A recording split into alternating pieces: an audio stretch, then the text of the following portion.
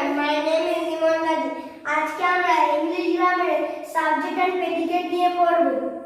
এখানে তোমাদের প্রথমে জানিয়ে দিই যে সাবজেক্ট মানে উদ্দেশ্য আর প্রেডিকেট মানে বিধেয়। এখন তোমাদের সাবজেক্ট আর প্রেডিকেটের ডেফিনিশন বোঝানোর আগে সেন্টেন্স দিয়ে ভালো করে বুঝিয়ে দিই।